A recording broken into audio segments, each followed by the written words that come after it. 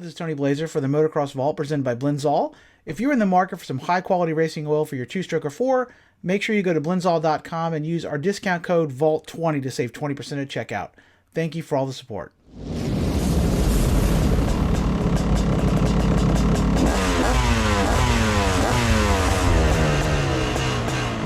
Welcome back to the Motocross Vault. My name is Tony Blazer, and what this video is going to cover is a look back at Honda's all-new 1986 CR80R.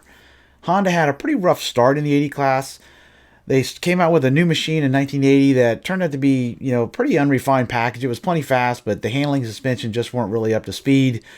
They had a couple of better offerings in the early 80s, but none of them were really up to topping the class. Yamaha and Kawasaki definitely had them covered in this earlier era, and it wasn't really until 1986 that Honda kind of went to the front. 86 Hondas across the board, the 125, 500, 250, and the 80 were all great that year. And here this year, Honda came out with an all-new motor that really propelled the CR80 to one of the best machines in the class. It was a rocket. If you ever had the chance to ride one of these bikes, they were crazy fast. I mean, I was 18, I guess, maybe when I first rode a CR80. Buddy of mine had a brand new 88. And I was a full-size person at that point, and I couldn't believe how fast the thing was. I never had minis when I was a kid. My parents were not into motorcycles, so I never had a mini personally. I'd bum rides on friends and that stuff, but I had never ridden anything like that before, and I just couldn't believe how fast the damn thing was. At the time, I thought the bike felt faster to me than my CR125, which was pretty mind-blowing. It was a little sketchy, though, but to me at least, the suspension, being a full-size person, was way too soft, and the wheelbase was so short, so it was kind of hard to control it. I remember thinking, how fast the bike felt to me, what it must have felt like to somebody who was like 80 pounds or 60 pounds or whatever the kids were at the time. It must have felt like a CR500. So these bikes were just blazing fast machines. And here in 1986, Honda really came out with the motor of doom, and it really propelled that CR80. Really, the basic same motor stayed in the Honda's 80 up until the 4-strokes came out, when they came out with the CRF 150. They never did add a power valve to it after 86. The same basic motor just went on. That's how strong this motor was, with some minor tweaks. It went on for 2 decades, which is pretty incredible when you think about it. Really a really powerful machine this year. I love the looks of these bikes too. The 80s were a great time for Hondas. The CRs were good-looking machines, and here in 86, they really knocked it out of the park across the board pretty much with every machine. If you like this sort of thing, I have done a retrospective on the complete history of the CR80, the CR250, several other machines. I just came out with one on the Suzuki RM500s, 465s, and the history of how they developed over time. So if you like this sort of thing, make sure you check out some of the other videos I've done. If you'd like to support the Motocross Vault, I just came out with some new Motocross Vault merch. I had somebody actually request I do one based on the Quadzilla, which was the 500cc ATV that Suzuki produced in the late 80s. Never had a chance to ride one of these bikes. I think the motor was based on like a dual sport machine in Europe. I don't think it was an actual rocket. It certainly wasn't anywhere nearly as fast as like a CR500 or something. But I remember a buddy of mine had one, and I never did get a chance to ride it, but it always looked cool. The thing looked massive too. It was just a huge quad, and I was fascinated by it, but I never did get a chance to ride it. I definitely would like to check one of these out. So if you like this sort of thing, make sure you check out some of the other designs I've done. I've done all kinds of designs on the website, and you can find the link to my Teespring store in the description below, and also put a card here in the video.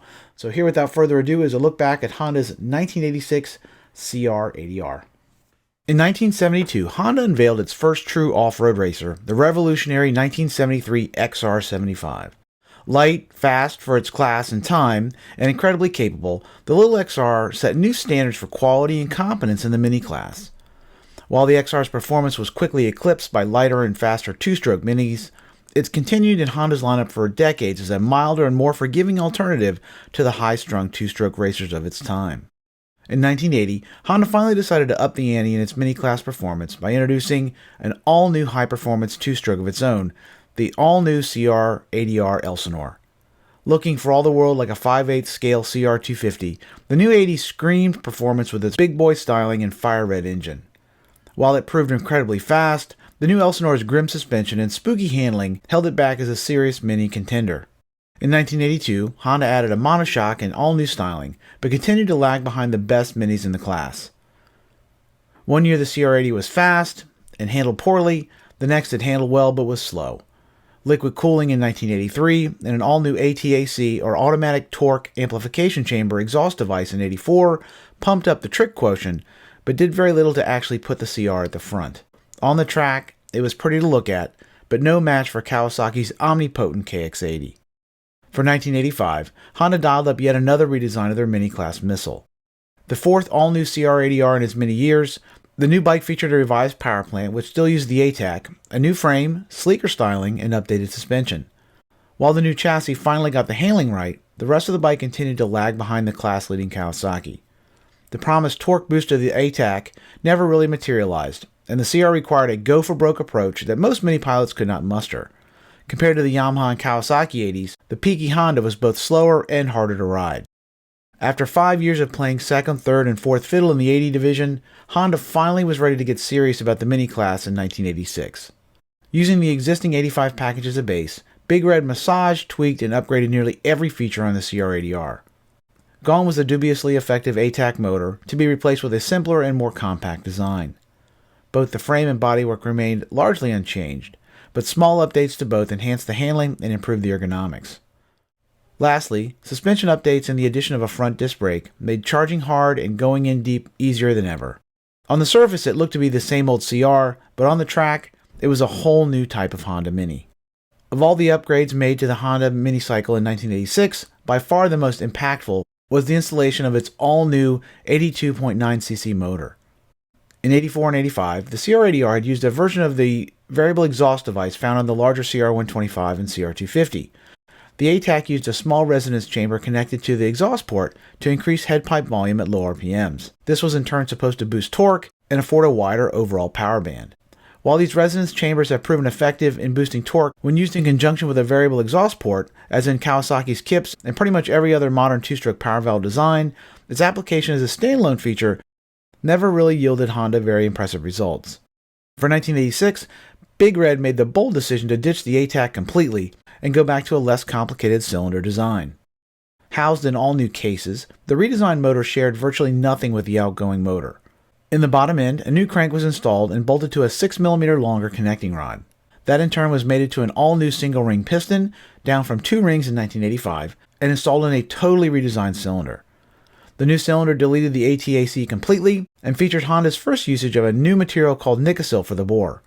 Originally introduced by Mahle in 1967, Nikasil consisted of a special coating of silicon carbide that was dissolved in nickel and plated to the inside of the aluminum cylinder bore. Because it was thinner, harder, and slipperier than a steel bore, Nikasil offered better heat transfer characteristics, less friction, and improved sealing. It also allowed the engineers to run tighter tolerances within the motor because the cylinder and piston expanded at a more consistent rate.